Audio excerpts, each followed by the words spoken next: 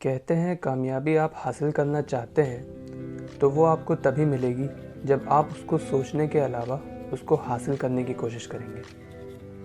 तो hi guys, my name is Shams Javed and I am an intern eight LLRM medical college Meerut. सबसे पहले मैं आप लोगों से बहुत ज़्यादा माफ़ी चाहूँगा जो 1 महीने से मैं बिल्कुल भी रेगुलरली अपलोड करने में फ़ेल हो गया।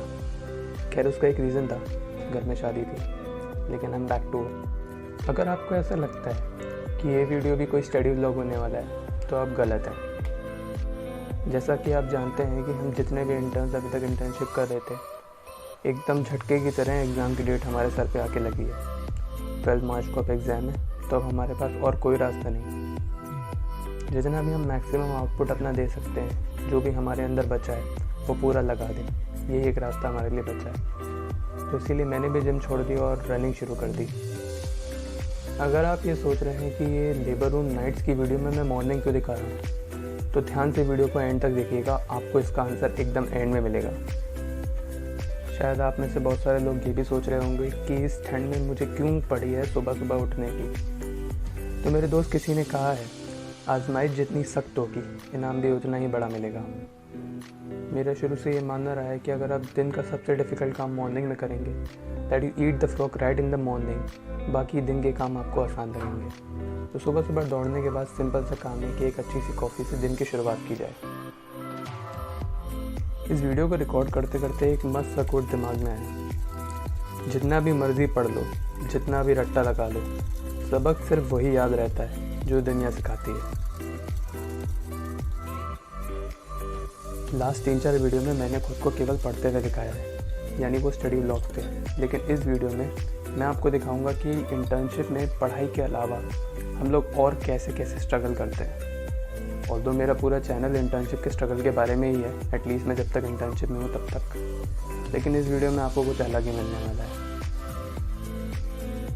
रनिंग, नहाने और कॉफ़ी के बाद में ज़रूरी था कि सुबह सुबह थोड़ी बहुत पढ़ाई कर ली जाए, ताकि दिन में आगे जो टाइम आने वाला है उसके लिए गिल्ट ना हो।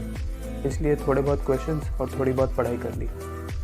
आप शायद इस बात को लेकर मेरे साथ रिलेट कर पाएँ। जब हम सोचते हैं कि थोड़ा कम पढ़ लेंगे, ऐसा कुछ नहीं हो पाता। मन लग जाता है और ज़्यादा पढ़ लेते हैं, और वैसा वर्सा भी होता है। तो उस दिन भी कुछ ऐसा ही हुआ। दिन में पढ़ाई करते करते मैं बर्नआउट हो गया, और फिर आ गई नाइट ड्यूटी का टाइम। ये जो राइट साइड में आपको लाइट दिख रही है ना, ये एम्बुलेंस की लाइट है। इसका बहुत बड़ा सिग्निफिकेंस है। तो फाइनली नाइट शुरू हो गई थी। राइट साइड में ये जो आपको लाइट दिख रही है ना, ये मेरे लिए खतरे की घंटी थी, क्योंकि ये एम्बुलेंस की लाइट थी, और एम्बुलेंस का मतलब इमरजेंसी। और इमरजेंसी और कहीं नहीं, लेबर रूम में ही आई थी। ओ हाँ, लेबर रूम। गायनी की पोस्टिंग में नाइट में ड्यूटी आपकी लगती है लेबर रूम में। लेबर रूम में क्या होता है, तो फिर लेबर रूम क्या होता है? जैसे कि नाम से ही पता चल रहा है, लेबर पेन से रिलेटेड है।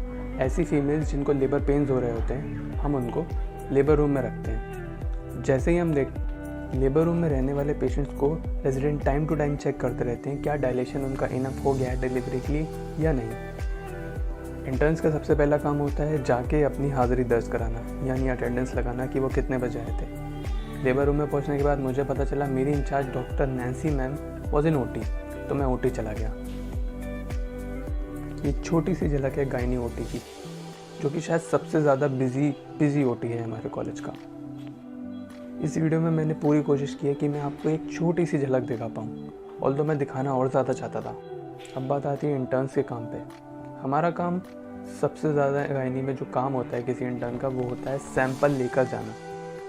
कोई पेशेंट तो इतना ज़्यादा डिफ़िकल्ट होता है, जैसे कि ये पेशेंट, इनकी ना तो वेन्स डायलेट हो रही थी पूरी तरीके से कि हम फील कर सकें, और ना ही दिख रही थी। तो मेरे पास बस एक ही चांस था, ये छोटी सी वेन जो आप देख रहे हो, इसी से सैंपल निकालना था। थैंक गॉड पहले ही पंचर में काम हो गया। इस वक्त करीब रात के 10:30 बज रहे हैं, और इवनिंग में होने वाले सारे ऑपरेशंस निपट चुके हैं। और इसके बाद सिलसिला शुरू होता है सैंपल लाने ले जाने का।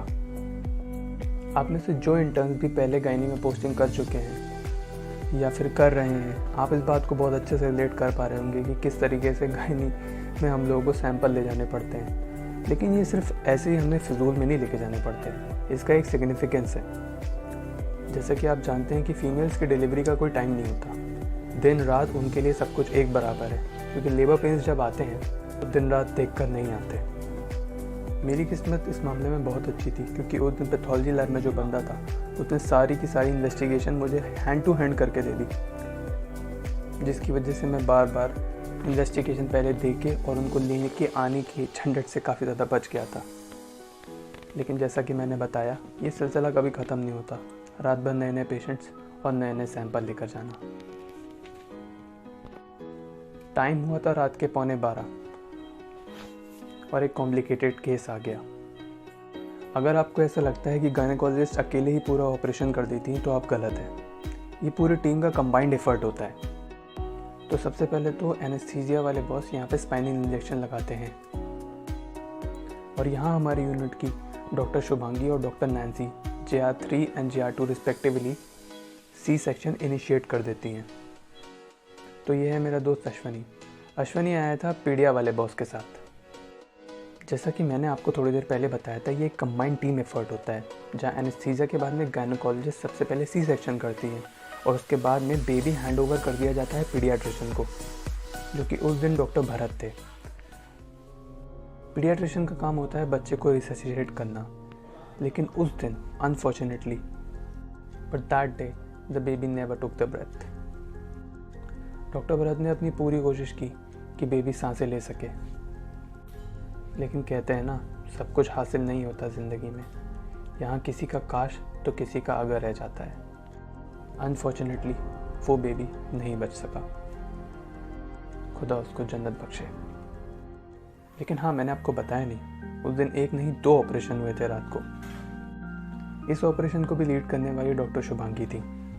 एंड फॉर्चुनेटली बहुत ज़्यादा देर एफर्ट्स लगाने के बाद जो बेबी हुआ वो 3.5 kg। मेडिकल कॉलेज में मैंने अभी तक इतना बड़ा बेबी नहीं देखा था अपनी आंखों से।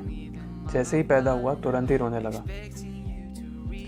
ये जैसे ही पैदा हुआ तुरंत ही रोने लगा था, तो फिर शक की कोई गुंजाइश ही नहीं थी।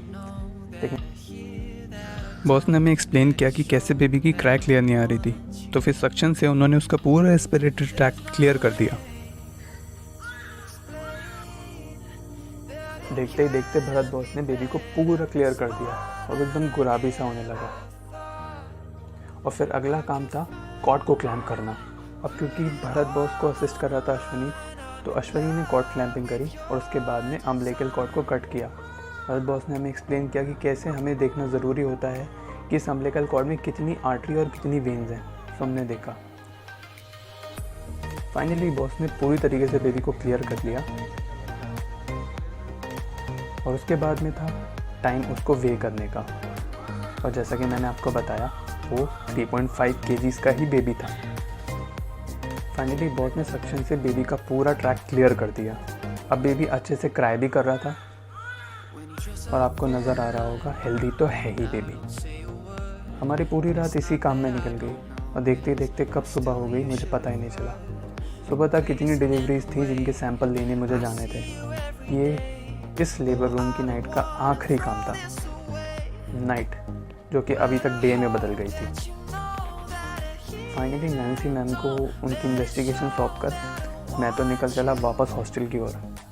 LLRM में इस तरह का नज़ारा आपको देखने को जल्दी नहीं मिलता, जब ना तो यहाँ पे कोई कार है और ना कोई बाइक। क्योंकि अभी सुबह के 8 बजे हैं और अभी तक कोई भी मॉर्निंग ड्यूटी वाला आया नहीं है। 8 बजने से लगभग ये 15 मिनट पहले का टाइम है, 7:45 का टाइम है। आई होप आपको ये वीडियो पसंद आई होगी। और आखिर में मैं ये ज़रूर कहना चाहूँगा कि ज़िंदगी बदलने के लिए लड़ना पड़ता है और आसान करने के लिए समझना पड़ता है।